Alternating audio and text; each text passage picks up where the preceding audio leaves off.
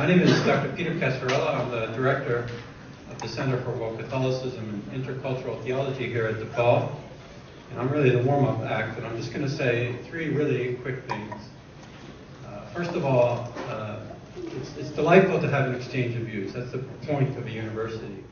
And the Center for World Catholicism is very happy to promote civil discourse and different opinions, and promote the idea of a university to be a place where people can freely express all of their views. Secondly, I wanted to say something about the link between world Catholicism, here on the eve of a papal conclave, and our topic tonight. The journalist John Allen, who's on TV 24/7 now with the coverage of the election of a new pope, wrote a book called The Future Church, and he makes the point, I think a very insightful point, that there's some differences between the church in Europe and North America and the church in the global south. And two of the differences he points out, trying to make a generalization, is that the church in the global south is more progressive on social issues and also more traditional on sexual morality. So that's a good entree to our topic tonight, to the kind of debate and discussion that we're going to foster here in this room tonight. And thirdly, and most importantly, the Center for World Catholicism focuses mainly on research, but tonight we're very delighted, and it's a special privilege for us to work together with a student group, with the Respect Life group. It was really the initiative of the Respect Life group, students here at DePaul, that made this event possible. And so without further ado, I'm going to introduce the president of DePaul Respect Life, Miss Alexandra Antonacci, a senior Catholic Studies major who will introduce our speaker, Alex.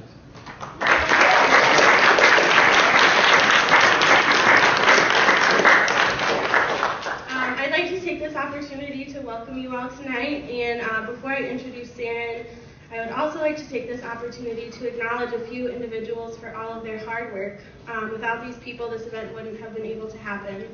And these individuals are Dr. Peter Casarella, Francis Salino, Karen Kraft, the Center for World Catholicism and Intercultural Theology, the Respect for Life group, the Catholic Studies Department, Catholic Campus Ministry, Students for Life of Illinois, University of Chicago Students for Life, and of course, Feminists for Life. I would also like to remind everyone that no recording of any kind is permitted during the lecture without prior approval. I would also ask that you please silence any electronic devices. Thank you. Feminists for Life President Serrin Foster has led Feminists for Life of America since 1994. Under her leadership, Feminists for Life successfully advocated benefits for poor and pregnant women through the state child health insurance program, worked in coalition with other women's organizations to defeat the mandatory family cap and other punitive child exclusion provisions in welfare reform, as well as helped to prevent poverty and coerced abortions due to threats to withhold child support through passage of the Enhanced Child Support Act. Serrin served on the National Task Force Against Sexual Assault and Domestic Violence, which worked to pass the Violence Against Women Act, and she also testified before the U.S. House Judiciary Committee in support of the Unborn Victim of Violence Act, also known as Lacey and Connor's Law.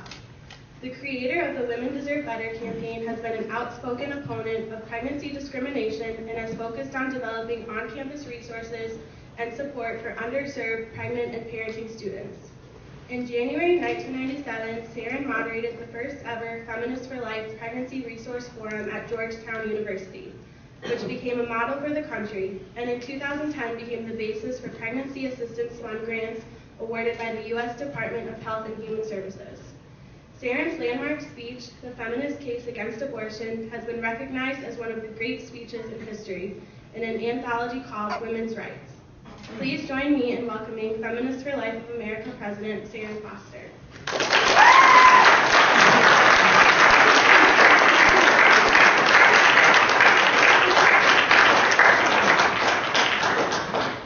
Thank you very much for that warm welcome. I'm so grateful to be here, and I'm so grateful to see so many faces. And I know there's a lot of different viewpoints. Some people have come here because they like feminists, some people because they don't, some people because they like the pro-life side, some people because they don't, and some people because they like neither, and some of you because of both. So I really think that what I found from my experience, and you heard a little bit about my bio, is that I've learned from my work on Capitol Hill and on college campuses across the country that when people come together and they remember why they were interested in the cause that they care about, it's because they wanted to help somebody else. And if we can all go back to that place where we think, what is the best we can do? How can we do something more and better? How can we fill the void and serve someone else? Maybe someone we will never know, maybe somebody we will never meet. It just changes the dynamic. And I want to thank you all for welcoming me here today. I'm so appreciative, to Peter for inviting me and for everybody in the staff here. I'm so grateful. I'm grateful for Pro-Life Illinois and all the other sponsors of this event tonight, all the staff. People put in a lot of time and effort to reschedule this. I also want to say to those of you who disagree with me because of either the feminist side or because I'm pro-life, for being willing to listen to me. I am so grateful for that opportunity, and it is it's a real joy to sit there and see what we can accomplish together.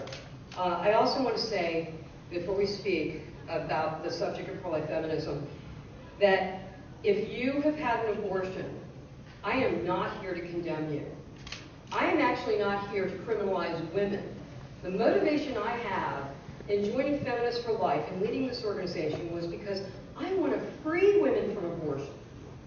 I want to free them from abortion. I don't want to criminalize women. I want to free women from abortion. And I want to do this through resources and support.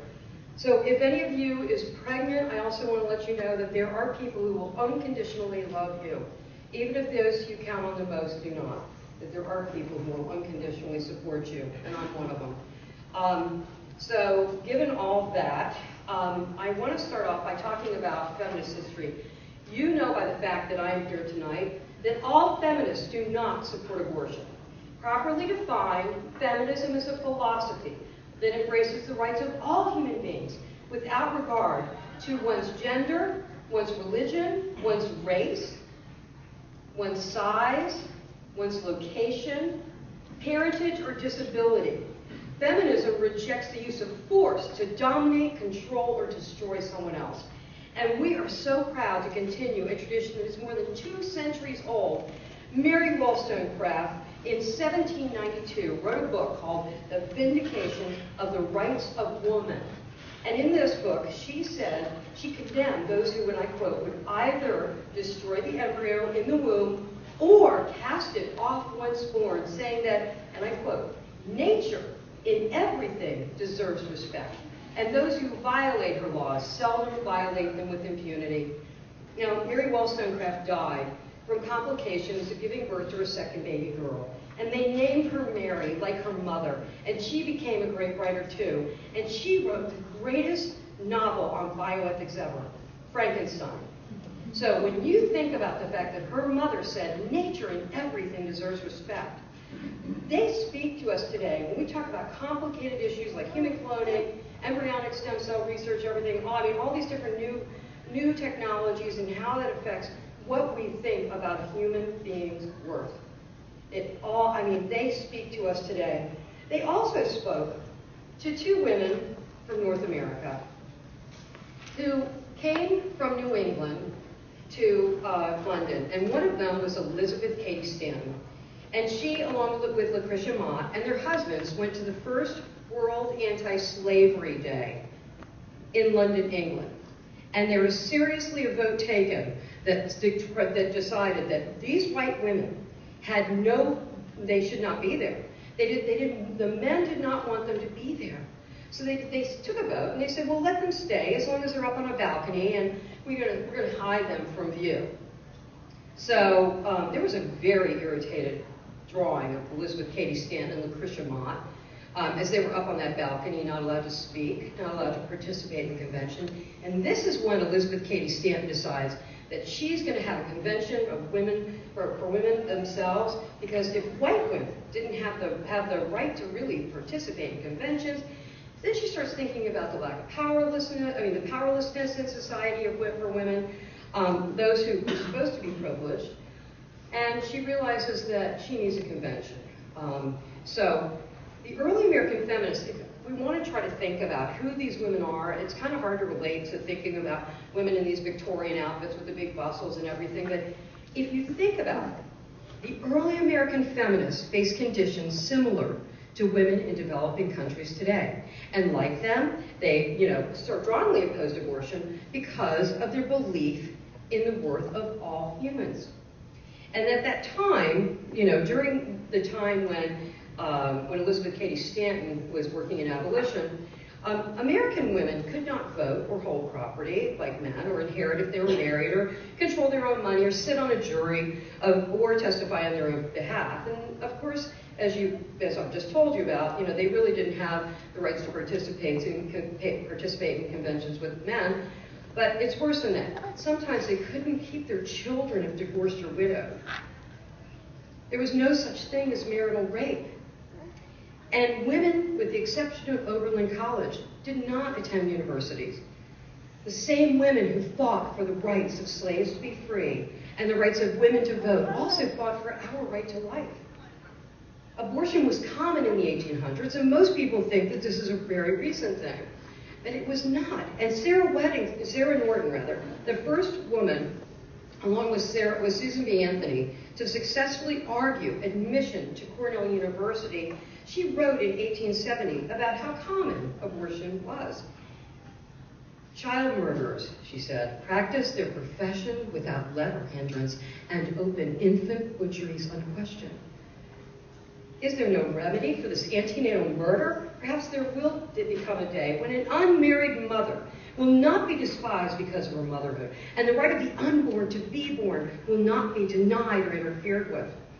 And in 1868, a young suffragist named Eleanor Kirk, who was an activist like many of you here, you tweet, you're Facebooking, you're emailing people, you're texting, they were passing out information by hand, going up and down the street, votes for women, votes for women. And there she was in her lavender and gold and white banner representing suffrage.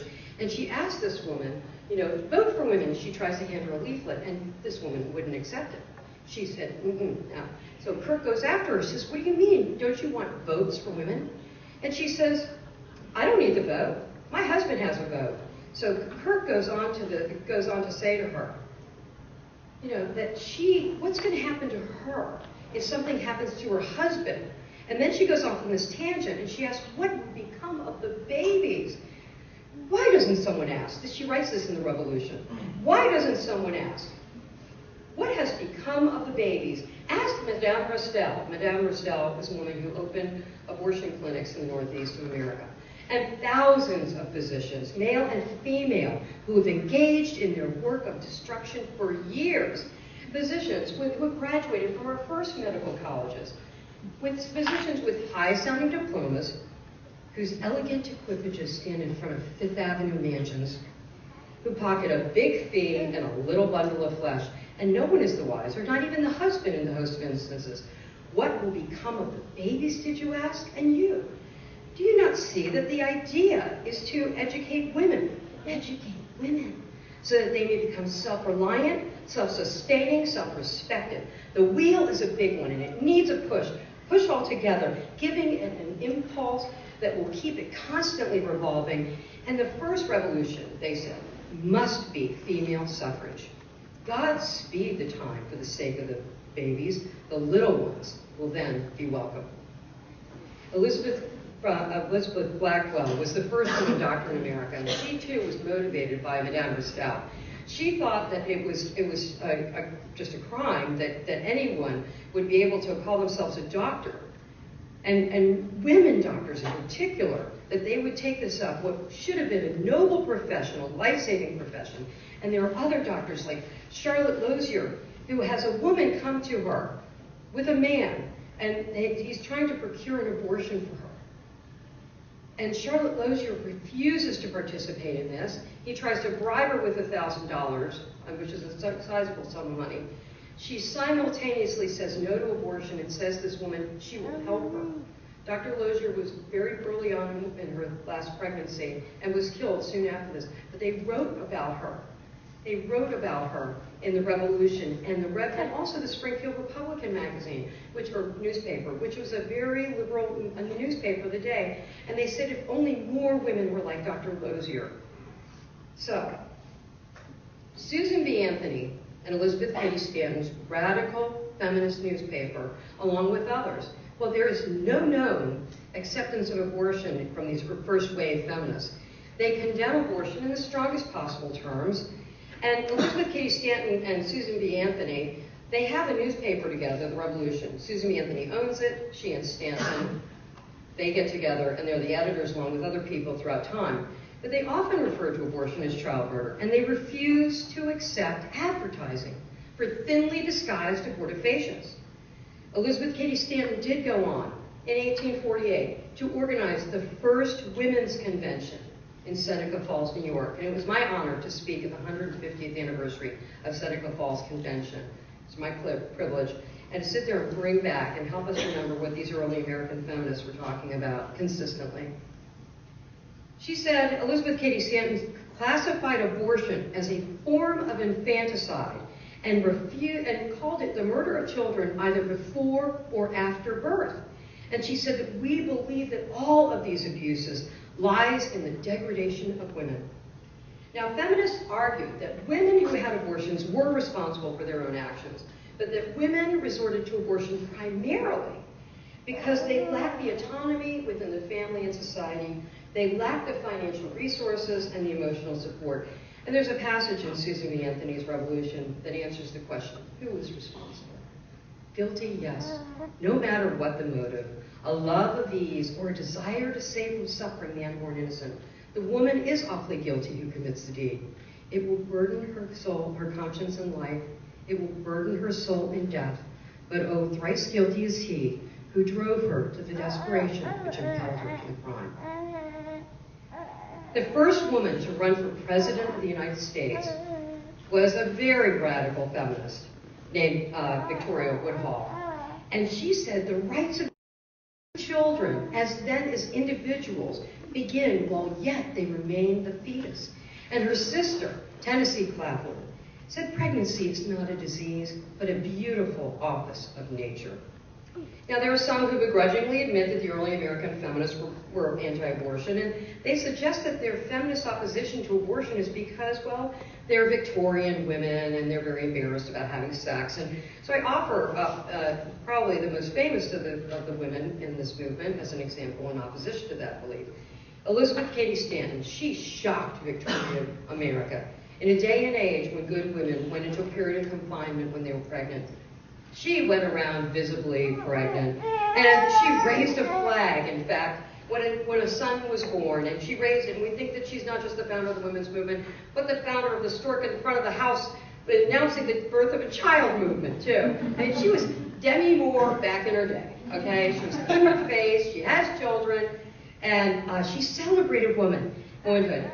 And like pro-life feminists today, our feminist foremothers recognize that all women do not have to share in the celebration of womanhood by having children of their own. Susan B. Anthony, the most famous one, the organizer of the women's movement, as Elizabeth Cady Stanton would have children and she'd go in and out of the movement, and Susan B. Anthony would babysit for her. Susan B. Anthony was a teacher. She didn't make it to the Seneca Falls Convention. She was a Quaker, she was a teacher, she wasn't there yet. She soon gets involved with this, and she's the leading force of the first wave. Well, there was a man, in a case of child support, lack of child support, where a man pays a compliment to Susan B. Anthony, and he says that she ought to have been a wife and mother, and she replies back, sweeter even than to have had the joy of caring for children of my own has it been for me to help bring about a better state of things for mothers generally, so their unborn little ones could not be willed away from them. When Anthony grew old, she passed on the responsibility to the suffrage movement to a young generation, and that's what every one of us has to do, and one day you will do it too. She chose Alice Paul to take on this responsibility, the suffrage movement, and help her, because she knew she was not going to ever see her most cherished dream come true. She had watched her friend die, Elizabeth Cady Stanton. She had watched many other activists die before her. And on her 80th birthday, she talks about how she wanted to bring about a world for better circumstances for women. Better. She wanted better. So she passes on this movement to Alice Paul. And Paul, if you don't know this, Alice Paul is the author of the Equal Rights Amendment. And Alice Paul was successful in helping women achieve suffrage. which guaranteed American women's right to vote. Now, much later in the movement, now fast forward to the 1970s, and Alice Paul is asked when abortion is beginning to be linked to women's rights, what do you think about this as the author of the Equal Rights Amendment? And I quote, she called it the ultimate exploitation of women. What earlier feminists had called a disgusting and degrading crime had become, in the words of some 70s women's leaders, a most fundamental right. So how did the second wave movement differ? How did it change? What happened that they began to support abortion? Well, as typical feminists, I'm going to wing it on men. There were two men who founded NARAL, the National Association to Repeal the Abortion Laws. And there were two men involved. Now, you know it today as NARAL, and it's gone through a number of different names, but that's how it started. NARAL Pro-Choice America, National Abortion Reproductive Rights Action League, etc. But the original version was started by a man named Larry Lader. And Larry Lader was very concerned about overpopulation in this country. He was very concerned that we would not have enough food to eat here. Mrs. Obama tells us today that's not true. Obesity is the #1 problem in America. I'm doing my part. Not to say that there aren't serious issues in the world about our rapid response to emergencies like Katrina, etc. We have to do more and better, or in other parts of the world, and that there are pockets in this country and even in this city where people need quality food, not just piling up carbos, but really good nutrition. And so we do have to address this. But so his answer to this was abortion. Rather than more food for people or better distribution of food, it was abortion. And the other person is Dr. Bernard Nathanson, and many of you will know that he was from Chicago, and he was practicing medicine here as a doctor, and he had seen a botched abortion in a hospital here. And he reasoned that if women could have legal abortion, they would have safer abortions.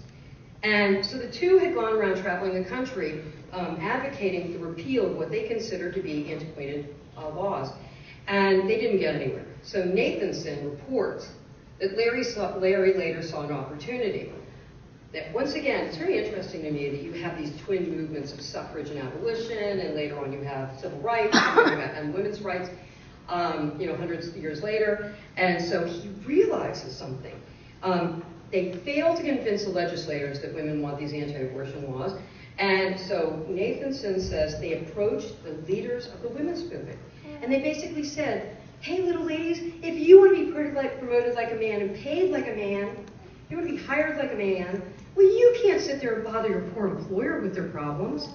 If you want equality in the workplace, then you do not want to burden your employer. If you can free yourself from the burden of maternity, then you can be promoted and paid and hired like a man. Because why should it be his problem to pay for your maternity leave and your maternity benefits? Why should it be his problem when you take off work because, oh, your tummy doesn't feel great one day, you're sick to your stomach because it's morning sickness, or, oh, the critter wants to escape from the womb, so, gee, we don't want that happening in the workplace, so let's why? Oh, and then once the baby's born, then you're going to want to take time off. You're going to want this thing called family leave. As if men wouldn't want time off, okay, to be with their children for their first day of school, or a play, or a sports game, whatever it is, okay, or when they're sick, okay? But this is how they reason this. Well, Betty Friedan doesn't accept this. The woman who reawakens the feminist movement doesn't buy this. She has felt a child within her womb. She knew it wasn't a tumor or obesity. She knew it was her child. So, she wasn't using Latin, okay, to sit there and diss a human being. Okay, if you want to do that, you want to go down that route, then call women gravitas when they're pregnant. You know what that means, pregnant woman? Okay, so if we're all going to go Latin, we should do it consistently, but not to sit there and diminish a human being. Not to do that. We've done this with every minority group and women all through time. We've always used language to intimidate, coerce, and minimize their value. So these two go through the country, and Larry later says that when they weren't successful, they go to the women's movement, they go back to her, and they say, this is a civil rights issue. that women should be able to do this. And besides that, there have been 5 to 10,000 deaths a year from illegal abortions. And he says later when he writes the book that he simply lied. And you can look it up in Aborting America. And he also talked to Feminists for Life's past board president, Rosemary Gotcher, about this.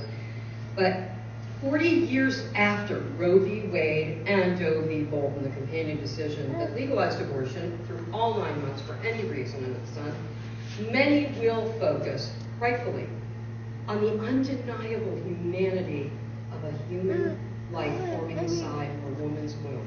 They will. And we all know it now. We've had a big debate. What about the woman? What about the baby? We've had, we know what it is now. It is a human life.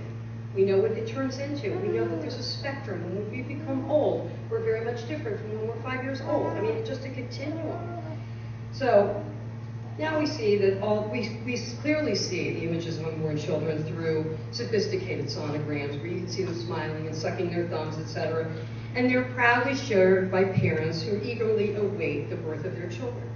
But it is also a good time for us to evaluate the impact of the choice made by Sarah Weddington in 1973 upon women. Weddington, now she does this 2 years before Roe v. Wade is decided, and you can listen for yourself, not to me, listen for yourself to the oral arguments. We've got it on feministsforlife.org's website, and you can hear my answers to everything she says. But Weddington sees the discrimination against women and the injustices faced by working women, by pregnant women who are poor, in the workplace, and in school. But she doesn't demand that these injustices be remedied. Instead, she demanded the right to submit to injustice by destroying their pregnancies. She said women needed relief from these, instead of arguing that women needed relief from these injustices, she could have used her legal acumen to defend pregnant women who were poor and in the workplace and in schools. And in fact, she even talks about that women could not even complete their college education if they're pregnant. Why not? Are you suddenly stupid? Can you not think, write, or read? I mean, how anti-feminist to sit there and devalue the ability of a woman simply because she's doing something a man can't. Carry a child. Okay?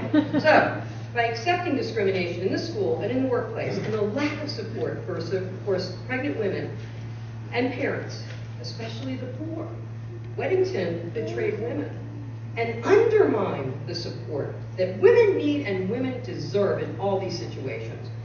And since then, millions of women have laid their bodies down. I can't even believe I have to come up here and explain this. But you sit there and you think about what a woman has to go through for an abortion, no matter which kind of new fetal technology and killing that they can come up with, whether it's by chemicals, and she has to swallow a bitter pill and call it choice, whether it's a surgical abortion, they're using a vacuum cleaner, or some surgical weapon against her child. When I listen to women who've had abortions, there's a lot of perception that it's about her inconvenience, she's selfish. I can tell you over and over again, and the stats prove it, when you listen to women who had abortions, they tell you it's not about their inconvenience overwhelmingly, it's about our inconvenience to support them. So since Roe v. Wade, millions of women have paid the price. 55 million times. Probably 30 million abortions, because half of them are repeat abortions or more. But without the support, it is her body, as we used to say up and down Pennsylvania Avenue. It's our body, it's our choice. And yeah, now it's your problem. It's her problem. The responsibility of children has been disproportionately shifted to women by virtue of not talking about equality, but her body, her choice, her problem.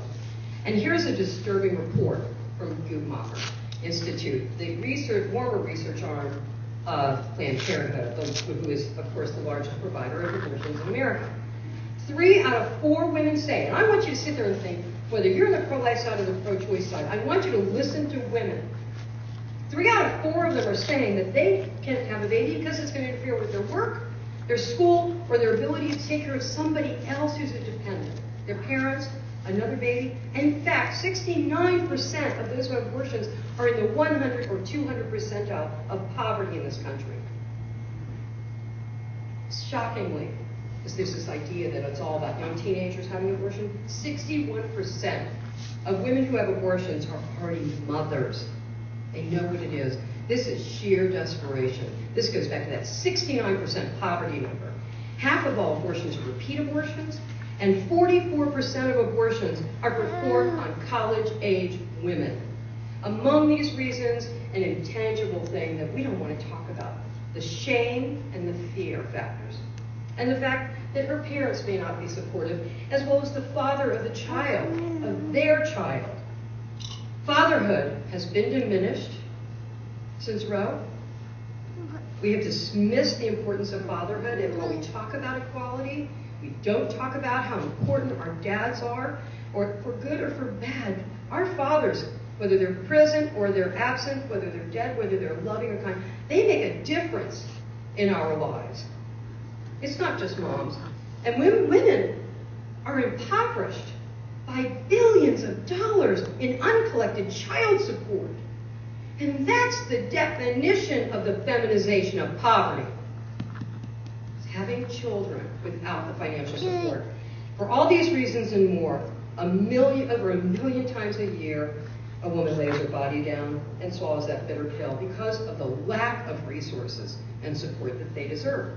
So 4 decades after Roe v. Wade, we mourn the loss of all these children. We don't know what they could have become, but we also have to remember the hundreds of women who have died here in Chicago and other places around this country from legal but lethal abortion. If you're a woman's advocate, don't you care about the women who died from legal abortion just as much as you did when it was illegal? Wouldn't you think? Is abortion more important than her? Why does she have to end her life? Because we didn't care enough about her to help, or she doesn't think we do. So we will never know what these women and teens who died. Dawn Ravenel was a 13-year-old African-American girl who left her home one day and never came back. Her parents never saw her again. She was butchered. She was butchered by Dr. Alan Klein. There was another woman down in Florida who became septic after abortion. And after one limb after another was removed from her, she died. There was a woman stuffed in the back of a trunk of a car in California because they didn't want to report the death of this woman, okay? Little teenagers who died here, okay? I mean, I just sit there and think about Holly Patterson, who died on my birthday. When my mother and I were celebrating the life that she had given me, her parents were on the other side of the country watching their kid die. She had just graduated from high school. She will never know what it's like to have a career or be a parent. Her much older boyfriend brought her to Planned Parenthood. She took her E46. She became septic and she died. Who cares? Who cares about her? And you know, when women who have abortions, they look at the pro-life and the pro-choice communities, they say they can't talk about abortions to their friends because their pro-choice friends think it isn't a baby, so what's to mourn? And they think their pro-life friends are going to judge them as a murderer, so they don't want to tell them either. I can tell you that you can tell people in the pro-life movement, you can tell feminists for life, or not, okay? But we welcome you unconditionally, and we understand the many factors that drove most women to abortions. When we talk about abortion, we bring out the most raw of emotions. So there's a lot of pain involved, a lot of politicizing, and there are people who recently have really stepped into it. And they do it especially when they talk about pregnancy and rape. Nothing is more divisive than this. When we talk about our pro-life beliefs, for those of you who are here who are pro-life, people, are judging us too, and they think we're judging them, but we have really helped people rethink special needs babies. The pro-life movement has really helped people think about, I worked for health agencies for Feminists for Life, groups who work to pass the Americans with Disabilities Act. And I cannot imagine saying to somebody to their face that you didn't deserve to be here because you're deaf, because you're blind, because you're in a wheelchair, because you have Down syndrome. But we do it before they're born. We'll tell them if they're not perfect, then why should we have to bother with them? That's the message we send when we talk about exceptions for special needs babies. And I can tell you, my mom was a special ed teacher, that children with special needs enrich our world. That no one was taller in stature than Toulouse-Lautrec in the art world. That we have the richest of art and music from people who had special needs, and they gave us special gifts. They gave us special gifts. Similarly, we talk about rape in a way that we need to reconsider. We need to sit there and think, first and foremost, and acknowledge that there are people who want to rightfully protect her from violence against women. And Feminists for Life was the only pro-life group who was a part of the task force to originally pass this bill, which was renewed a few days ago and signed into law, reauthorized. When we talk about the issues of rape, we have to remember that the circumstances of someone's birth, of someone's conception rather, does not determine their worth. That well-meaning people want to protect her from violence, and all of us should be working and taking back the night with vigils, etc., and thinking about ways, to protect women from violence. But we cannot. Sometimes there are men, and there are men who've done terrible things to women, and yet we say to a victim of rape that she should undergo a second act of violence. It's a well-meaning response. But for feminists, it really is about how do we achieve a nonviolent response to an act of violence? And how do we sit there and take discrimination out of this? Why should somebody be discriminated against because of her circumstances of conception? We've got serious issues around rape in this country, and we can't politicize it. We've got to sit there and think about it, take it step by step by step. Protection, prevention. We have to support her, and we really need to put away the recidivists in this country. And don't torture them, but put them away and protect future women from being victims. Take the rape kits, get them analyzed, get the funding so we know who's done it, and get them behind bars. Don't give them barbells and raise their testosterone. Give them pornography and early release. Let them run around circles, okay? Feed them, don't torture them, but don't give them early release pornography and barbells. It's not a good combination, okay? Think about how we can undo the damage. Think about the fact that if you turn to one of your best friends and she told you or he told you that she was or he was conceived through sexual assault, would you think less of them? I mean, I'd really like to line up people when they get into this and line them up in the front of the stage and say, okay, everybody here whose parents were married more than 9 months, you stand here. Everybody who's were like on the margin, you stand there. Everybody, we know they were married. People in the backseat of the car who were drunk over there. I mean, do you really want to know how your parents conceived you? But anyway. And then at the end, those people who were conceived through sexual assault, okay, are you going to tell them that they don't deserve to be here? There was a Berkeley student who sat there and asked me, kept on raising my hand for your hand when we were talking about this. And I said, what is it? She said, I was conceived through sexual assault, and I have a right to be here. And her friend said, we didn't mean you. She said, well, who the hell do you think you meant? They're not here. I had a young woman who sat there and came up to me at a Michigan university, and she was sitting there squirming the entire time, and I thought, wow, what have I done, to affect her this way? And she came up and she said she was raped as a 13-year-old by her third cousin. And their parents hid the pregnancy. She placed the baby for adoption. And I said, why did you do this? And she said, as a feminist, I would never pass on the violence that impacted me to my own child. And I said, wow, how did she know this is a 13-year-old? That's the power of a woman. And she still sees her son. She knows him. She knows he's okay. I've met women who've met their birth mothers on their 21st anniversary of their birth. And they ask them, why did you, they're so happy to see them, and then they find out, like Julie McElmont, why, she says, why did you place me for adoption? And she finds out she's conceived in rape. And she asks her mom, would it have been better if I was never born at all? And she said, you were the only good thing that came out of the rape. She said, no, you're not. No, it's not. You have more grandchildren. There's other people I want to introduce you to. We will never trade one form of violence for another as feminists. That's the bottom line. These people are not exceptions, whether they're special needs babies or those who've survived rape, who were conceived in rape. They are exceptions, not exceptions. They're human beings that have the same rights to justice that we do. And as advocates, we have to sit there and think about abortion is masked rather than solve the problems that women face in this society.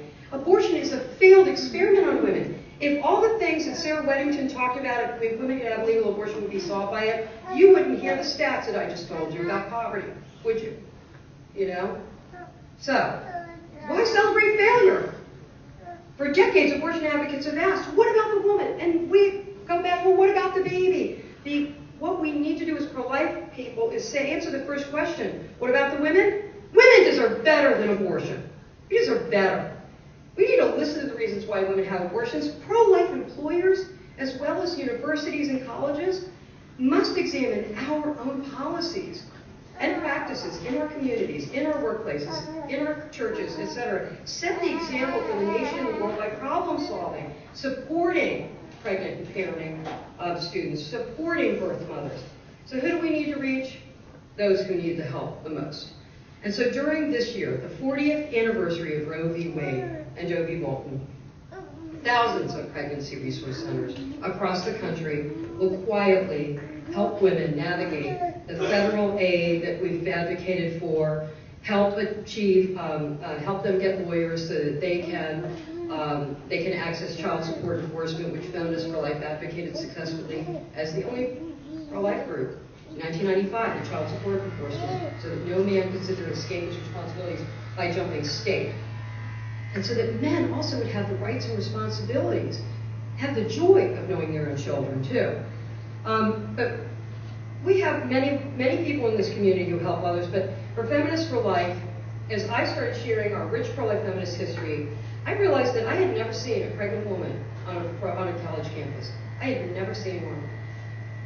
I hadn't even seen a pregnant professor or an administrator. It was very odd. And here we are all talking about, this issue of abortion, and we didn't think about the rest of the choices. So one of our board members reveals that when she was in college, that she was in grad school and she was pregnant, her boyfriend wasn't supportive, her father was dead, her mother was not, and she were not having a really good relationship. And she looked at us and she said, she looked around her campus, and without housing, daycare, and maternity coverage, she didn't feel like she had much of a free choice.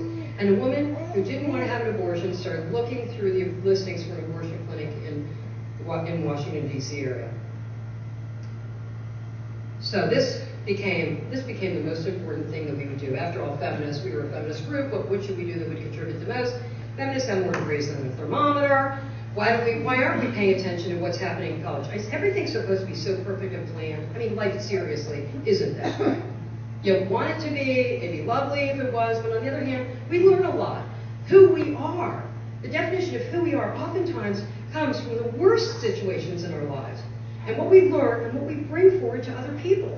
So I went back to her college and I asked them, what do they do when somebody comes back with a positive pregnancy test to their clinic?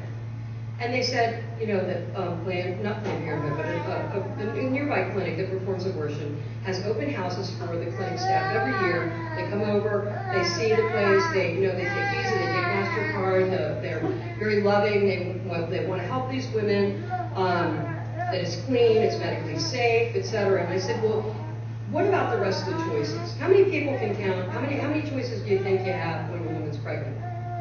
1, 2? How many? Anybody? 5? To be married, to stay married, and deal with issues around that, to get married. Single parenthood, including single fatherhood. Kinship care, guardianship options, semi-open adoption, closed adoption. There's lots of choices. We are not anti-choice. We're anti-nonviolence. We are anti-violent choices. But we are not anti-choice. So we decided to launch a campaign because we realized where are all the pregnant women gone on college campuses? They'd gone to abortion clinics, almost everyone. With the exception of a few who dropped out of school to face a lifetime of poverty. This wasn't good enough for us. So we launched this campaign to talk to the students who had never known a day without legal protection from abortion, something the early American feminists advocated in an uneasy alliance with the doctors and the newspapers at the time. We sent out 650 kits to clinics to help them understand the rest of the choices and how they can connect to off-campus resources. 17 years ago, I moderated the first pregnancy resource forum in the country at Georgetown University. And during a non-confrontational panel discussion, we took an inventory of the resources that were available on and off campus and the needs of mothers, birth mothers, fathers, pregnant or parenting. And within 2 years, Georgetown University set aside townhouses a few blocks away from the gates of Georgetown. They took down a dry cleaning center and they put in Hoya for Kids Child Care Learning Center. Every year we have a forum, and every year the students get together and they do more and better with the support of the administration to support pregnant parenting students. And they looked at health services, how they can better communicate. They looked at policies. They have a volunteer babysitting services from the students. They have a safety team, people from different departments in the university to help women connect to financial aid, Pell Grants, scholarships, etc., to daycare scholarships, all these different things that women need and all fathers need and birth mothers need. And even questions of immigration and how to support immigrant moms. One who was not doing very well physically and was afraid she'd be deported if she missed her classes, but if she went to her classes, she would lose her baby. And they helped her.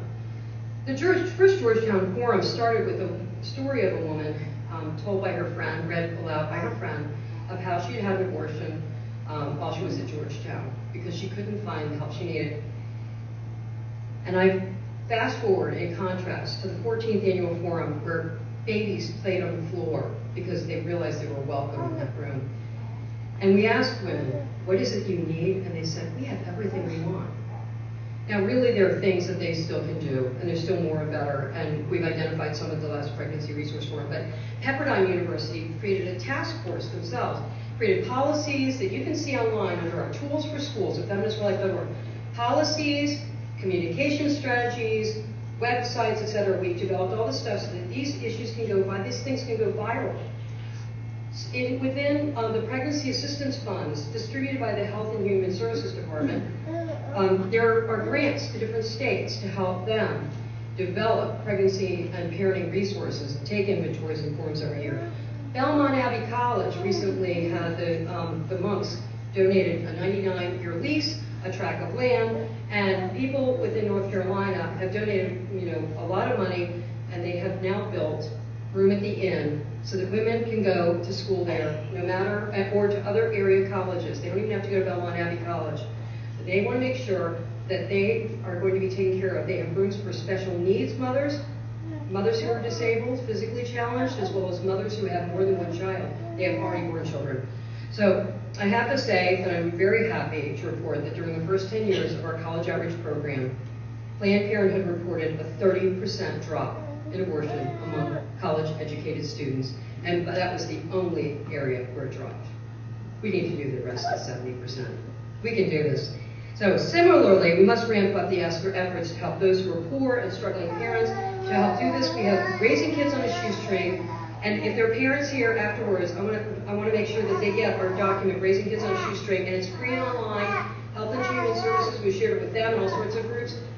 Raising Kids on a Shoestring is on our website. It's also on its own domain. You can find not only help for pregnancy, but we really do care about people after they're born. Housing, childcare, education issues, budgeting issues. We had people from NARAL New York, a former person from NARAL New York, look at this to make sure this wasn't about abortion or fight over even contraception. We had people from USCCB look at it, Helen Albright and others who looked at it. You can see Karen at other quotes by people who looked at this document and said, this is what women need, this is what they need to do. Take this out of a debate and really talk about practical resources, free and frugal resources. And we also need to think about birth mothers. We need to say, like one of our board members said, Jessica O'Connor-Petz, adoption can be an empowering option for women. So today, we stand in solidarity with those women who were coerced into abortion because they felt they had no choice, with women who were vulnerable because they were poor, because they were young, because they were in schools or workplaces that did not accommodate them as mothers. And we stand in solidarity with those who've been betrayed by those they count on the most, with women who underestimated their own strength, with women who have experienced abortion and are increasingly silent no more, and with young men and young women who know that they have lost their sibling, or parents who know that they have lost their grandchildren rather. We mourn with men who weren't given a choice, and with men who sometimes regret the abortion that they participated in or even coerced the woman into. And 40 years after Weddington capitulated to inherently unfair practices against pregnant women and parents, we say no to the status quo. There was one thing that Sarah Weddington got right. She said in her Roe v. Wade argument, whether she's unmarried, whether she's pursuing an education, whether she's pursuing a career, whether she has family problems, all of the problems of personal and family life for women are bound up in the problem of abortion. I am here to tell you that abortion is a betrayal of the basic tenets of feminism: nonviolence, non-discrimination, and justice for all. Abortion is a reflection that we have not met the needs of women and parents, and that women have settled for less. Women deserve better than abortion. In 1869, Mattie Brinkerhoff, a suffragist who wrote in the Revolution, put it this way: when a man steals to satisfy hunger, we can safely assume that there is something greatly wrong in society.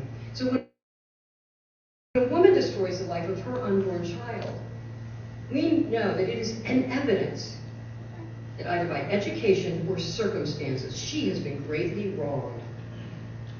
Feminists for Life proudly continues on this 2-century-old legacy of feminism, whose core principles are nonviolence and non-violence and non-discrimination, and justice for all. And that's because feminism was born of abolition. All people are equal. All choices are not. And each of you here today who refuse to choose between women and children, who feel forced to sacrifice their careers and their education, or undergoing a procedure because this society does not accept them as mothers, does not uphold them, does not support them, or as fathers. Each of you who works to systematically eliminate the reasons that drive women to abortion, you do continue in the tradition of Susan B. Anthony and the other early feminist foremothers. And so we envision a better day when womanhood is celebrated, when mothers are supported, where fatherhood is honored, and where every child is cherished, no matter where they're located, no matter what their gender, no matter any excuse. We need to free women from abortion now. Clearly, women deserve better. Thank you.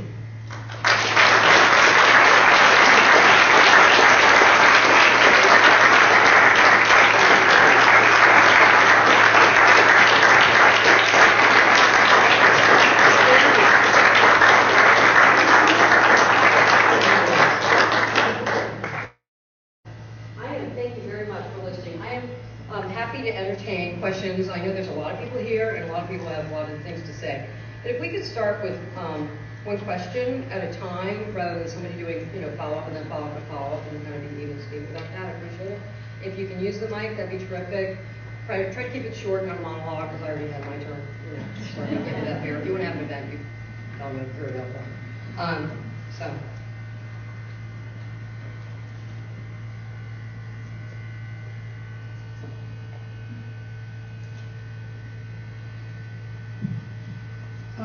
I'm here. I'm president of the Hyde Park Kenwood Pro-Life Association. Jim Rogers is here too. I want to commend you on what you're doing. I just wanted to give you a couple of things of what a very small group can do. We are non-sectarian, non-partisan, and we aren't all, frankly, Hyde Park and Kenwood. We have an inclusive definition. We have a communication campaign promoting alternatives to abortion resources. We put up your posters. We have a public resources fair every fall. We have a 5-week campaign with an information poster riding behind the bus at Southside Garages, advertising services, and we put in an almost full-page ad in our local community newspaper listing the 20-some organizations that contribute materials to our public resources fair, including yours, and we have copies here. I just want to tell you, at our last the experience repeats what you said. There is such a hunger out there for people who have no connection, either pro-choice, pro-life, or whatever, to get information. We had several people come up to our table who aren't connected and say, I have seen a pregnant woman riding the bus, or I've seen a pregnant woman on the street. different people, and I think she's homeless. What can we do? Where can we go? Where can we get help? Wow. And I think I just want to commend you, and if anyone is interested in getting our materials, we also work on the messaging wars. Jim here monitors these op-eds where they don't show who they are, like in the New York Times and stuff like that, who are defaming pregnancy care clinics, pregnancy care centers. We've gone back to the source, and people have told me that their letters of correction have been rejected. So this whole problem of stereotyping is very serious. I appreciate the challenges you're dealing with, and I thank you for your commitment to communicating the resources and support. We had an intern who found a homeless woman at George Washington University. She actually took her into her house. She took care of her for 5 months. This is a college student. She was feeding her, I was feeding the intern. Because, yeah, that's how it works, right? So we do what we can, and we have to sit there and bring people back to the pregnancy care centers that have that capacity of dealing with the federal aid that's available. All the tremendous donations that are made possible by generous people who care a lot about her and don't get up on a political, high horse and talk about this. They just want to love somebody, give them a new crib, diapers, whatever, maternity clothes, comfortable shoes for her, a clean place to sleep, etc. So thank you very much for that. Okay, we're putting out rules of engagement in the messaging wars. Anyone who wants them can come up. Thank you very much. Next question. While you take a breath, I'm going to ask you a question. How many of you are here from DePaul? Okay, how many of you, keep your hands raised, or tell me if you know you have housing on this campus for pregnant and parenting students, raise your hand. Whoa. How about childcare, affordable childcare? Anybody? Telecommuting options. Maternity coverage in your healthcare plan. Okay. Yeah, okay, so we have something to do here. I think there's, how many people from other schools? Loyola? Okay. Northwestern?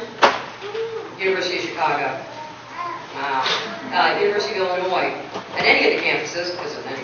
Okay, thank you. Anybody else in other schools? Okay, one of the things that I think that we should consider as we move forward, if you're willing to do this, is to have not only a pregnancy resource forum and kind of think about what are the resources, take an inventory of resources here. I just did a quick thing. I mean, there's more things to it. Do we have flipped-top desks that can crutch a little, mommy when they're, when she's 8 months pregnant? Do you have, parking spaces that are available? Is there, is there diaper decks available? There's, family housing, etc. There's lots of different things to be done. Policies, communication strategies. What help is available now? And kind of put it in a document online here for DePaul students, because there is help here right now. You don't have to go to the park to find someone with a stroller to figure it out if we could do it together. So, and the other thing is, what if we considered, shared resources that every school didn't have to build their own building for childcare, like Pepperdine did or Georgetown did. That within an area, geographic area, that you even think about shared resources for pregnant and parenting women, so that they don't feel like they have to go up to school. And then you could do things that are like abode.com, where you have shared housing with pregnant women and with young women who are parents. And they take turns doing, somebody's doing the laundry, somebody else does the cooking, or they take turns with different babysitting. What about the co-op, like the University of Chicago? The pro-choice students came, and they said, you know what, I hadn't realized we didn't have a choice on this campus. We've written 4 pages of how to have a legal abortion in Chicago. We don't have any pages at all on how to have a baby and stay in school. So they wrote it up. They took it upon themselves. At Swarthmore, we had a forum, and we kind of talked about what can we do to support not just students, but what about the professors? What about the administrators? Do they have family leave policies in place? So that they know that women don't have to, have a baby on some sabbatical that's regularly scheduled every 4 years. Seriously, that was proposed in school. Like fertility works that way. There's so many really interesting things you can do, and actually, I also think it's really important to work with people you disagree with on this, and you might have disagreements with other areas, because you're going to move this forward so much farther and faster if you do that, and there's kind of consensus around it. Yes? I'm sorry. Good evening. A wonderful speech. Thank you so much for sharing this information with us. My name is Katie O'Leary. I'm on the Respect Life Commission of St. Vincent de Paul, so I'm older than student age people here. On a level of Miami, Ohio. Anyway, I am curious. You've got a lot of knowledge, a lot of information. I've never been to your website, but we'll go there. What is your organization doing independently and with other pro-life organizations to change the narrative, which is so critical in the media and also among politicians? Information is power. How do we change that narrative, and what are you doing, and how can we use social media to help change that narrative? Well, you can join Feminist for Life's Facebook page. You can look at the different messages that we're sharing. Years ago, I think with every administration, Feminist for Life has looked for an opportunity to work with people in different venues. So I think one of the things we have to do is look for something, whether it's an allied organization in terms of the same side of the abortion debate, or somebody who's different from you. So for us, it was to look at an opportunity to work with even NARAL. I mean, yeah, we work with NARAL and Planned Parenthood and the ACLU. I mean, I bet I'm the only person who's been to the ACLU in the morning and the Heritage Foundation in the afternoon. It's mind-boggling. Everybody sees you with what you're not, you know. I mean, and, you know, we work with the USCCB, obviously. We work on the women, they support our Women Deserve Better campaign. It's a slogan that I came up for a task force where people were thinking about what should we do now that Republicans are in charge, and they have lots of different ideas. And I said, well, we need to really start thinking about this common message. Women deserve better than abortion.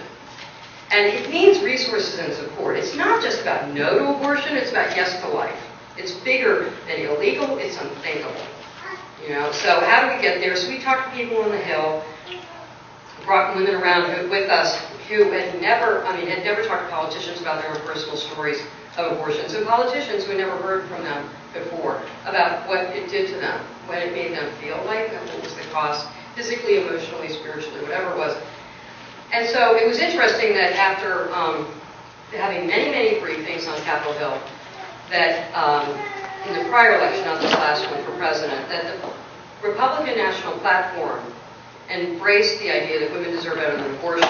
And the Democrats put the message in there. They added a plank that said women who are pregnant and parenting need resources and support, including birth mothers. And so working with Democrats and Republicans to ensure that the state child health insurance program includes pregnant women and their children. And so the Democrats will say, well, it's about pregnant women and their unborn fetuses, and the pro-lifers will say about the mothers and the babies. However you're saying it, we want child care for the working poor that are not covered under Medicaid. So it's not just about the messaging, it's about the meat behind this. I mean, we want to have impact, real change, real change and success that is measurable.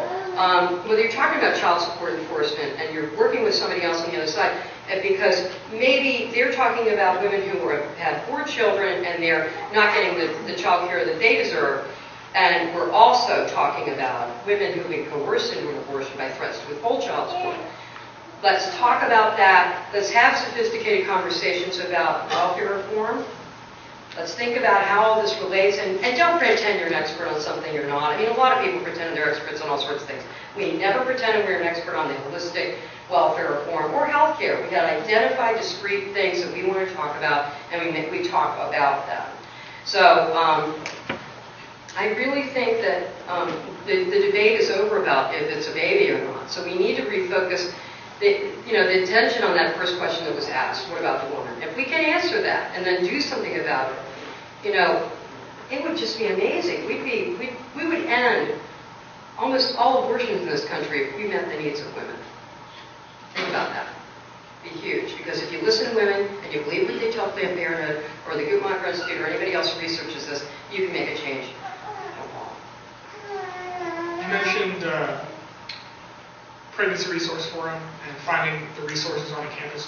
What is the first step towards doing that on campus? That sounds like a big project for the students here. What's the first step in going that direction? Thank you for that question. I really appreciate it. And we have a kit. We make it really simple for people. It's for the student groups, and most of them have been pro-life, some have been pro-choice, and many times there have been groups on both sides of the debate and work together in a forum. We have a letter that they can ask for people to participate from the administration and from the local area to participate in a forum. They tell them what it's about. It's a non-confrontational debate. Feminist for Life comes in, has 17 years of experience to bring in the solutions from other schools that are, some schools are urban and some schools are in the middle of nowhere. Some schools have to deal with issues like there's the Pacific Ocean and people don't want to lose their speck of blue view that they paid $1 million for because the child care center is going up for family housing. How do you deal with that? We will give the schools, you can look at them now actually, the policies to consider, a model handout for first-year students, for those women who have gone to the healthcare center and have just learned they're pregnant, so that they understand that DePaul, for instance, is not going to throw you off campus, and you're not going to be thrown out of school if you're pregnant. That there are people off campus who can help you while people consider on-campus resources.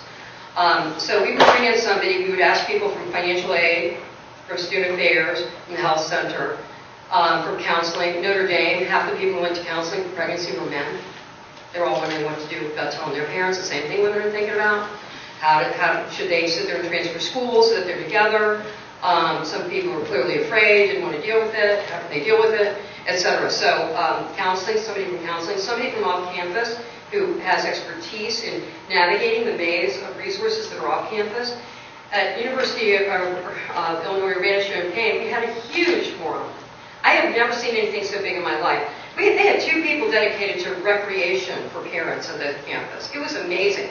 The debate, the reason why we were called in, as some of you know, was because of discriminatory comments, hateful comments against a Hispanic woman who had had a baby, and they were just the most despicable comments ever about her having a baby while she was at the campus. So we were glad to come there. There's a lot of support for her demonstrated by a panel of people, but I have to tell you that there are still problems at the best of schools, and in particular a lack of child care for undergraduate students or for those facing an unplanned pregnancy, whether they're married as a grad student or they're a professor or whatever. So, you shouldn't have to plan your unplanned pregnancy and be on a waiting list for 5 years to get your child care. And that is what people are dealing with.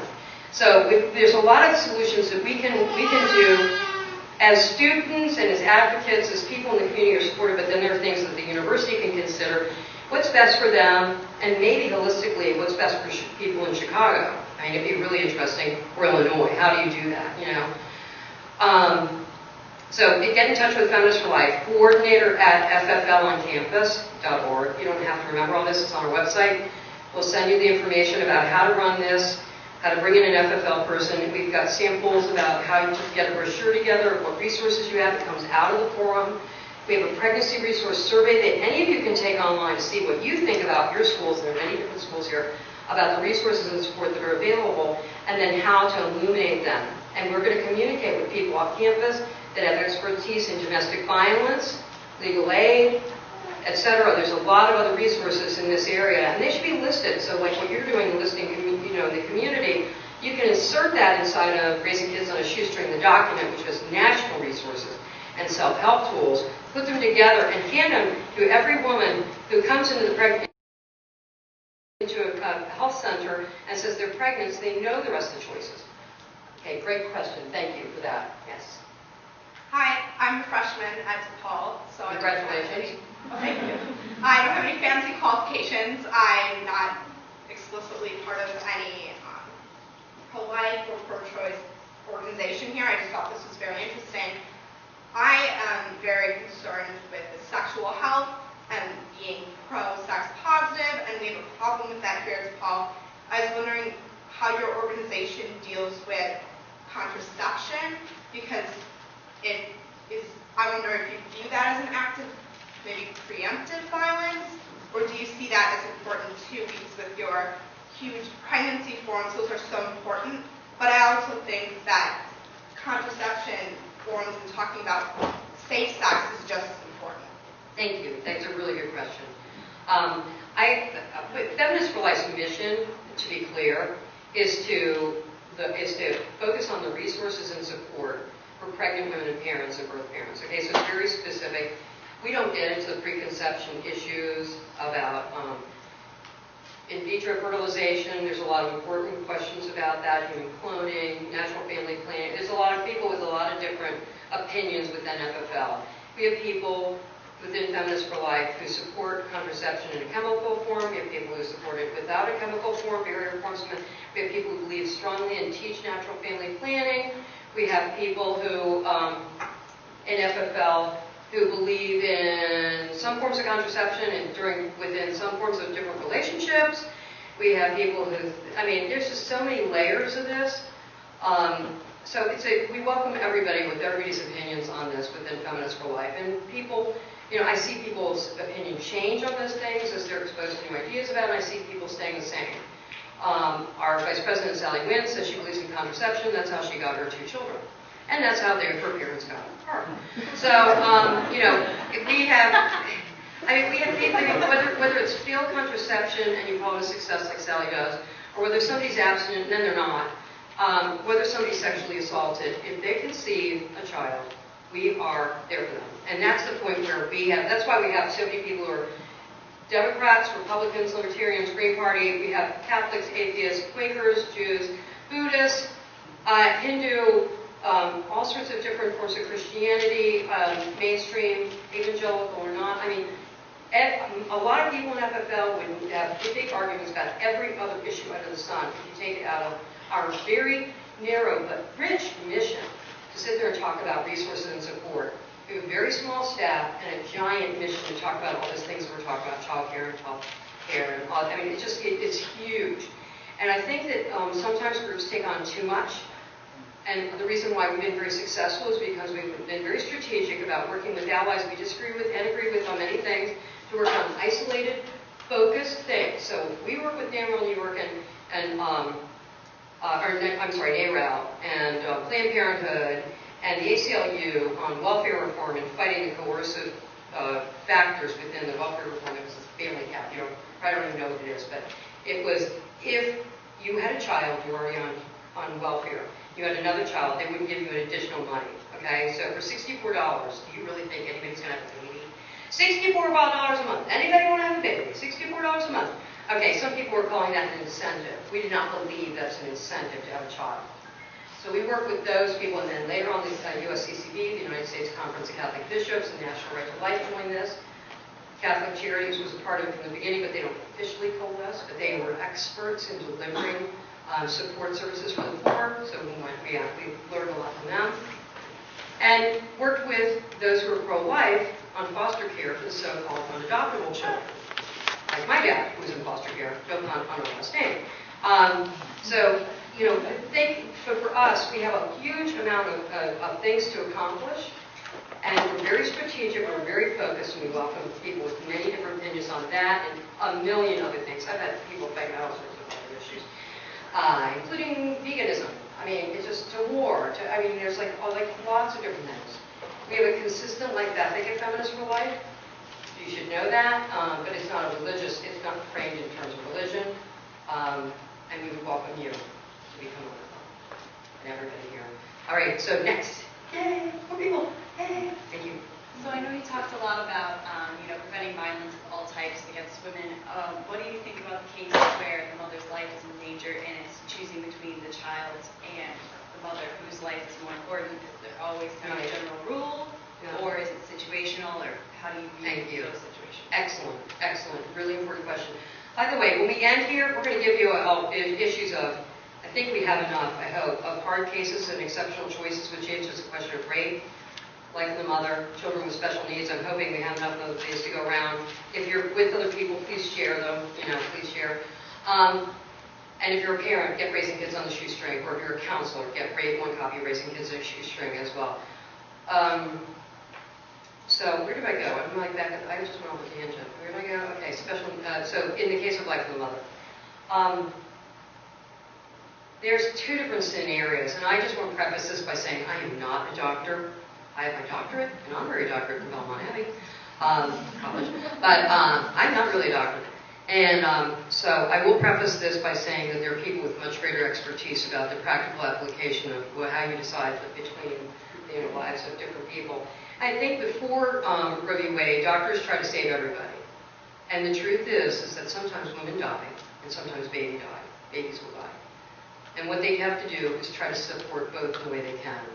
For ectopic pregnancies right now, There may come a day when you can do an early pregnancy transplant, okay, of an embryo. They've done fetuses, good fetuses, at George Washington University's in surrogate baggings. I'm not saying I'm a proponent of children in baggings.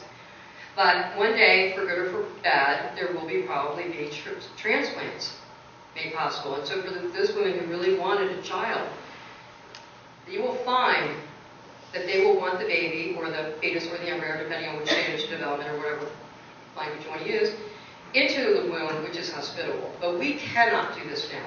There is no way that a woman is going to survive an ectopic pregnancy. It will kill her. You have to terminate the pregnancy. And it's not because you're trying to kill a child. I mean, it really isn't. But you have to save one or not. And the choice will be, it's a pro-life choice, is to save the one that can survive. Similarly, if a child is born, I mean, if it's later term pregnancy, and you're talking about preeclampsia, which is what most people will think about. When you're talking about an emergency, you have to get the baby out. Okay, you're talking about a 7-month, 8-month, 9-month, unborn child. If she's going to, how many people see Downton Abbey? I don't want to ruin anything. Okay, you know what I'm talking about? Did you see that? Okay, so you have to perform an emergency cesarean section, which is a very serious thing, or she will die. And in this situation, doing so, you put the baby into the neonatal, and by the way, it's a baby because it's outside the womb, so I can use that word. But anyway, it's outside the womb, so you put this preemie into neonatal care. I mean, our neighbor had a grandchild that was less than 5 pounds. I'm sorry, it was 5 months in the womb, less than a pound when the baby was born. And they said it was going to face all sorts of difficulties, the child was going to have all sorts of issues, and she couldn't speak for 5 years. Now we can't stop her. And she wears glasses. So the advances in science and technology are incredible, and we should avail ourselves of that, but that's really what you're talking about. So you do what you can to save both. And sometimes someone may lose their life. So, thank you. Yes. Hi, my name is Diana from Northwestern University. I know, we all have that kind of point where we decide what issues we want to advocate for, what we're interested in. I'm very, very curious to know what point in your life was it that you decided that you want to, advocate for this. And, I know that because I'm a reporter. Are you a reporter? Communications major? No, just curious. Well, let me just give you some background where I came into this. When I was in high school, there was a cheerleader that got pregnant. And we all knew it. And her parents took her away, and she was forced into an adoption. And we all knew that her mother had dropped her off at the top of our street, which is over 2 miles long, and made her walk home because she didn't want to be seen with her child. I knew somebody else in high school, the same high school, who became pregnant, also had an adoption, became a birth mom, and the second time she got pregnant, she had a miscarriage, and the third time she got pregnant, she had an abortion. And I kept on, and Roe v. Wade, by the way, didn't impact me the way it did other people of my generation, because in Washington, D.C., they never enforced the anti-abortion laws. My family's been in Washington since the Revolutionary War, and my grandparents lived across the street from a midwife who openly performed abortions during Prohibition. And women were dropped off by men, and they would be crying, and they'd go inside and they'd hear them screaming, and they would come back out and they'd be crying again. So I wasn't thinking like a lot of other pro-lifers about the baby. I kept on thinking about the woman. And that was really, to know your friends, to hear stories later on in your life about people you know and you care about in terms of being coerced into a late-term abortion, to hear from people who are missing their siblings and how it affected them. this is how I came to think the way I did, but I didn't want to be around pro-lifers because I thought they were all maniacs. I had fought what was going on through the media eyes about the fact that they didn't care about women because the pregnancy care centers don't have their own advocacy and megaphone about how great they are, and I just thought that these people didn't care about the woman, they only cared about the host being, you know, and then they cared about the baby, and the baby first, the baby, the baby, the baby, the baby, the baby. And I just thought, why are people not focusing on what happened to her? So, I was always pro-life and feminist. My first speech as a speech major at Old Dominion University in a class, judged by my peers, was a pro-life speech. And I got an A- because my peers thought I made great points, but minus because they didn't like what I said at all. And they had one counter speech, and then they banned the topic of abortion from the speech department in the name of free speech. We weren't allowed to talk about it anymore.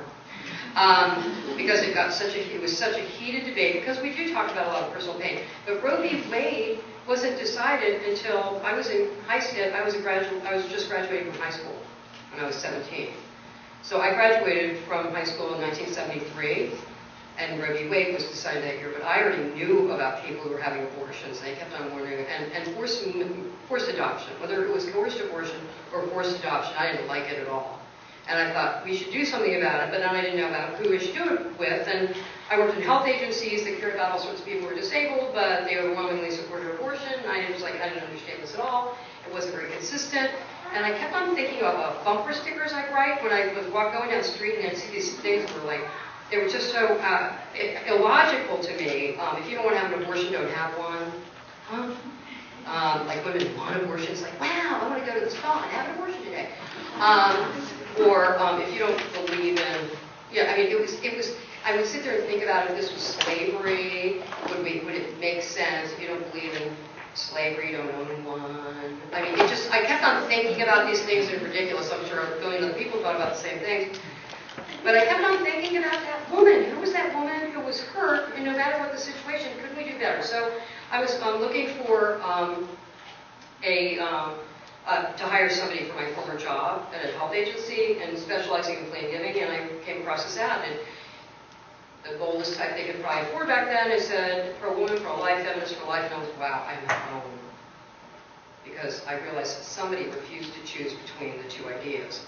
I didn't know about the early American feminists. Alice Paul told our founder, Pat Goltz, that the early American feminists were pro-life. And and Feminists for Life later on commissioned a woman named Mary Crane-Durr, who's a graduate of the University of Chicago, who recently died when she was doing poetry readings in India, became ill. But at the University of Chicago, I'm going on a tangent, this is what I do, at the University of Chicago Pregnancy Resource Forum many years later, Mary, who is one of our many historians, but perhaps the greatest, she was at the Pregnancy Resource Forum and she was talking about how at the University of Chicago she was pregnant, she was a grad student, she had disabilities, she came in for a pregnancy test, they said, you're pregnant, and the counselor automatically assumed that she wanted an abortion, told her how to get one, and she just thought, wow, she looked at all the counselors and said, on the panel, and said that your job is to allow a woman to feel the range of emotions. Emotions about pregnancy are temporary.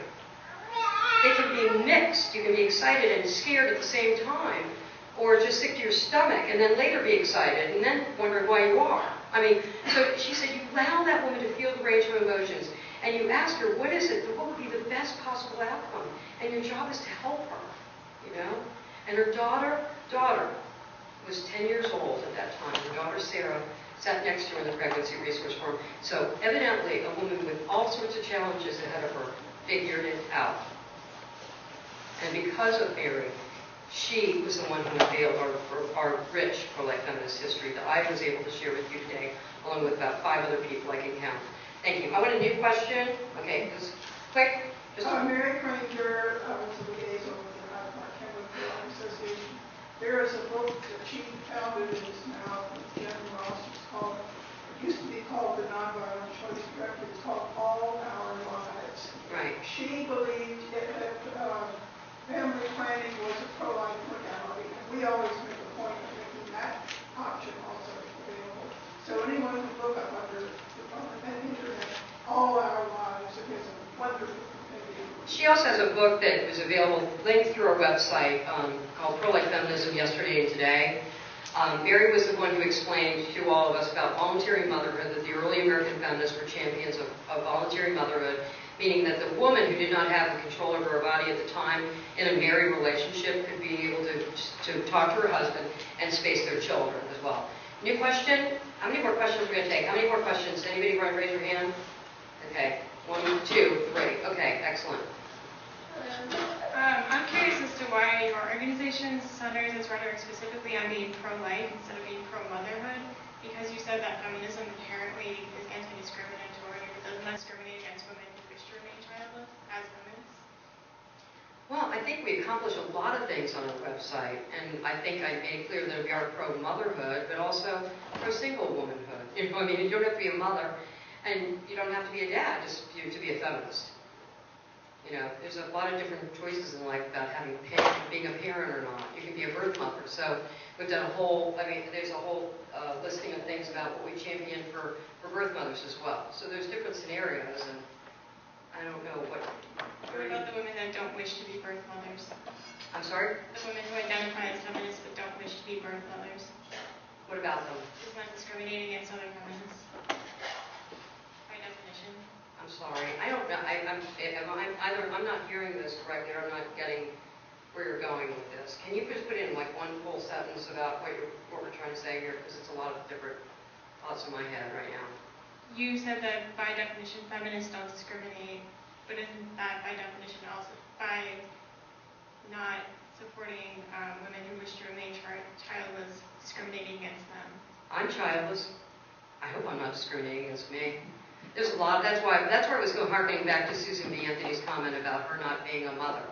And so for us, if feminism isn't about being a parent or only supporting parents. Celebrating womanhood does not mean the same thing as supporting motherhood. What about the women who wish to remain childless through abortion? We don't like that choice because it is violent, because it is discriminatory, because it doesn't represent justice for all. And so for us, the basic tenets of feminism are abortion. We believe that women deserve better. We believe that their children deserve their life.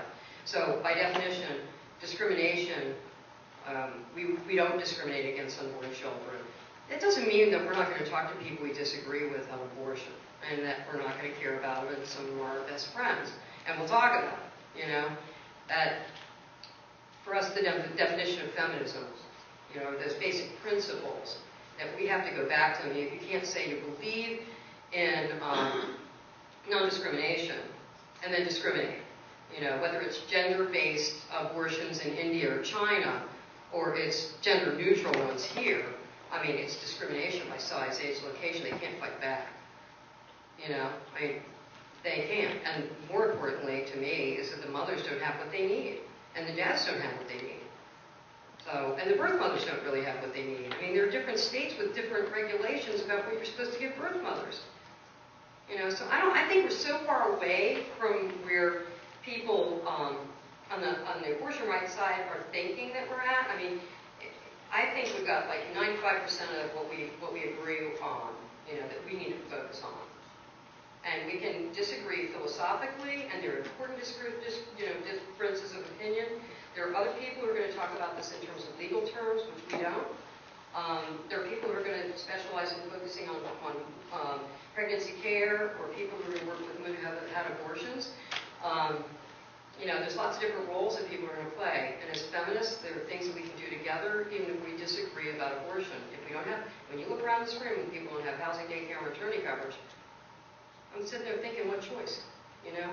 So why don't we sit there and figure out how to give women the rest of the choices? And we'll still have debates and disagree when somebody has everything that they think they should need, but behind the scenes they have domestic violence or partner problems, you know, relationship problems. That's another thing to discuss. You know, we don't agree with abortion. We don't like abortion. We think it's wrong. We think it's wrong for her. We think it's wrong for the baby. We think it's wrong for the siblings. We think it's wrong for everybody in society. And we think it masks the problem that women face. It is inherently discriminatory. It is inherently violent. There's no way getting around it once you know what it is. There's no way. But when you listen to women and you hear what they've said about it, whether they still think they should have had the right to have an abortion or not, all you hear is something that's horrible. I want to erase that. I don't want to trade one form of violence for another, whether it's rape, or I don't want to sit there and accept the injustice that women have right now. We're saying, that we could make a change together. And I'm inviting you personally to work with Feminists for Life, and everybody else here who disagrees with us on this issue, or because you don't like us because we're feminists, and you believe in life. We should work together to systematically eliminate the coercive factors that drive women to abortion, just like we've done with other organizations in D.C. You can do it, not at the federal level, you can do it here, and then when you go into the workplace, you don't have to accept discrimination against mothers, against birth mothers, against fathers. I mean, you can sit there and make a difference in the way that they work too, and support them, make family-friendly policies in the workplace. Who's talking about adoption? Who's talking about a birth mother? We have people on both sides of the pro-life movement and the pro-choice movement who dismiss birth mothers. We don't think about them. Anyway, thank you very much. I appreciate it. Another question? Can we get the mic from over here? Is that possible? You can, if you want, the mic's going to come to you. Thank you. Thank you. First of all, I want to thank you very much. I am blind. And you know what? I'm very happy being blind. I have no problem being blind. And I am grateful to you for making the point that most people don't, especially in the so-called feminist, radical feminist movement, that being blind is a capital offense. I am not someone who should be killed because I am blind. And that happens in this country today. I should not be killed if I'm in a wheelchair or will be in a wheelchair. I am a human being. I don't deserve to die. And my brothers who are deaf or in a wheelchair or autistic or Down syndrome, 90% of Down syndrome babies are now murdered. 90%. That is selfishness taken to a degree that matches any horror that's ever happened in this world. So I want to thank you for acknowledging the fact that I have a right to live. You shouldn't have to do it. I know. Thank you. Thank you.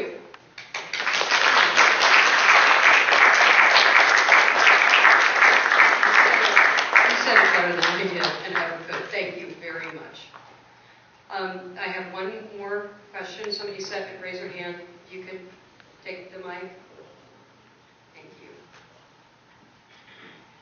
Thank you for that question. I really appreciate it. Hi.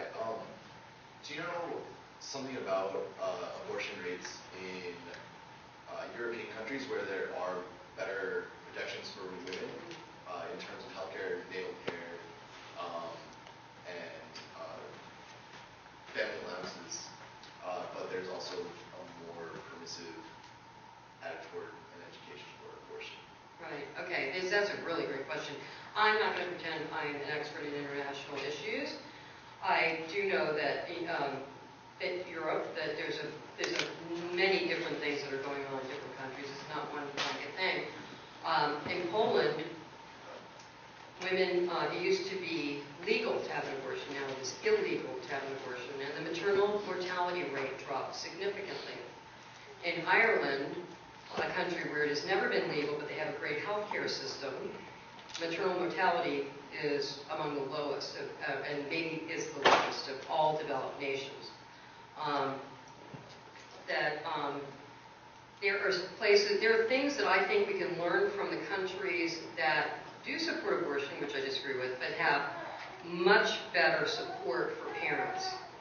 The Netherlands in particular. America has probably the highest rate of abortion of all developed countries. And I think it goes back to what I was saying before, that it's a reflection that we have not met the needs of women. And that we have shifted this responsibility to her. And if she feels incapable of it because of overwhelmingly poverty issues or financial distress, or the lack of accommodation in the workplace, or the school that she is, whether it's high school or college. Actually, high schools are better than colleges in many cases, really, in America.